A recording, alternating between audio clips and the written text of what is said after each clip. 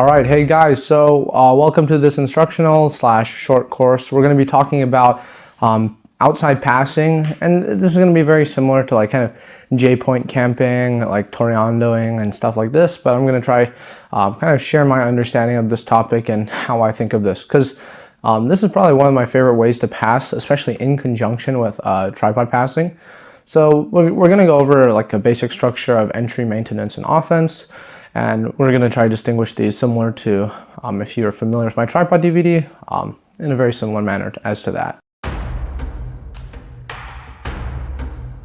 So the first thing we have to understand when looking to try implement outside passing is that we want to get our partner supine. And this is ideal for all this kind of J-point stuff. Obviously, so when our partner is in a seated position, like let's go here. When we do manage to flank our partner, we often present them with like a decision to make, where when we get here, they can choose to either expose their back or put their back to the mat, deny exposure, and then pin themselves. So this is often kind of the game where we're going to be playing, and it's either going to be we're going to directly try to affect their body for them to go supine. If you watched Engaging Without Regrets, I talk about direct and indirect grips, but we'll take it one by one, where we kind of go over these things in depth, where we have direct means where we directly affect their body to put them to their back, and indirect means, which is like the example I gave just now.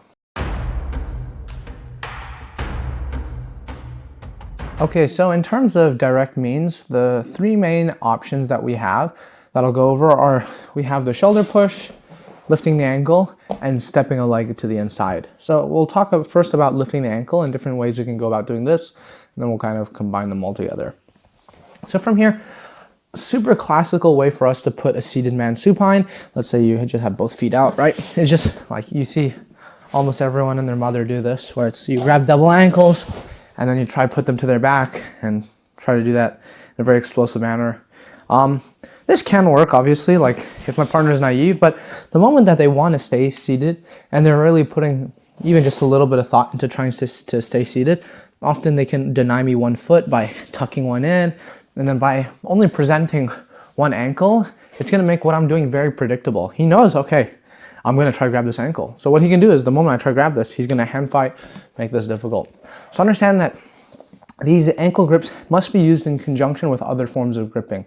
And I'm not going to talk about gripping too much, because I would suggest watching my past instructionals. However, from here, there are ways where we can distract our opponent, and we'll talk about combining things first. And off of this, we're going to get access to their ankles.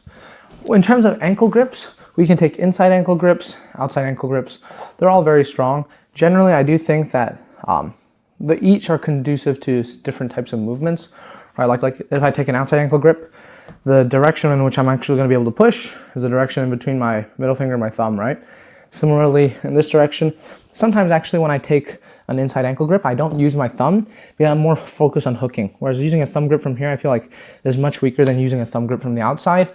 Since from the outside, I can almost like create a false grip where I bend my wrist more. So now when he tries to just back heel and extend away, I can keep this grip. Whereas from the inside, I don't feel like I can do the same. I feel like my thumb is a little bit in the way. So here, it's going to be more hooking.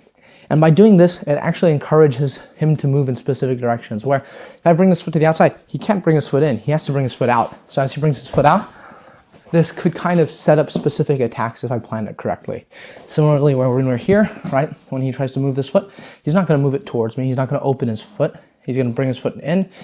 And obviously, we can't forget the fact that he's going to hand fight. Right, from here, we anticipate this, but this is going to grab my wrist, break it. But this is going to lead into other forms of ways we can put our partner down. But for now, understanding that the use of ankle grips is very useful, is very important. If they have both feet out, we can grab both ankles, obviously. But the moment we look to kind of anticipate this, right, like he knows what's going to happen, he brings one heel to his butt. This is when we're going to have to get a little bit more sophisticated. We can't consistently rely on just grabbing it before he resists. We either distract him and grab it and put him to his back, or when we grab it, we anticipate resistance, right? And he grabs us. And then we use another one of the things that we're going to outline to put our partner to their back.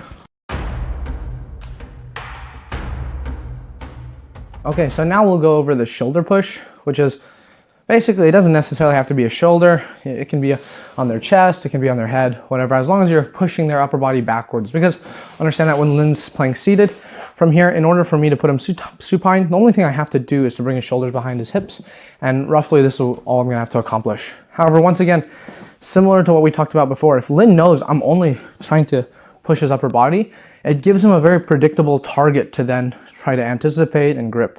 So if I just try to push on his shoulder, he's probably gonna try to get a grip on me, especially once I've done that a few times. Like you'll see in matches, people do this where they just jab, jab, jab, jab the head, etc. And the first few times, it can work, right? It can annoy your partner. It could maybe like threaten putting them to their back, etc. However, the moment you start doing this a lot, especially because generally people have a dominant hand, they're gonna consistently go with one hand. Lynn can start looking to anticipate this and now make it so that he can kind of capitalize on me really trying to commit. So my recommendation with this would be, one, if you do look to push their shoulders, be cautious of what grips they have. I generally favor, when I do these types of shoulder grips, that I'm not committing my whole body weight in, just because I find that now he can kind of use my body weight against myself, right? Like doing these types of off balances, something I like to do from bottom position a lot. I often use this almost as like a fake to try anticipate a reaction where I want Lynn to try to grip me, and when he does grip me, then I can use this as a means to maybe get other grips myself, similar to what we were talking about just now in regards to ankle grips. So with the shoulder grips, I think like all the moves that we're going to talk about today in regards to putting our partner supine, they're going to be more effective in conjunction with one another. So these shoulder grips work very well, and it provides a really nice upper body, lower body dilemma in conjunction with these ankle grips. But understand that if you just commit to them and just try only doing those, it's going to be very difficult for you to actually successfully put your partner supine. All right, so now the last kind of direct means to put a partner supine I want to talk about is using our lower body. So just now we talked about upper body, my upper body attacking either his upper body or his lower body. But sometimes we find that this is difficult. Like let's say Lynn's gotten a very dominant grip on me. From here, what I can actually do in this situation where I feel like, okay, this is difficult for me, maybe like ankle grips aren't available, maybe we're even mercy gripping, right?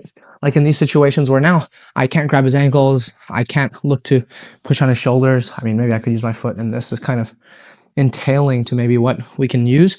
But similar to like this idea of leading edge is like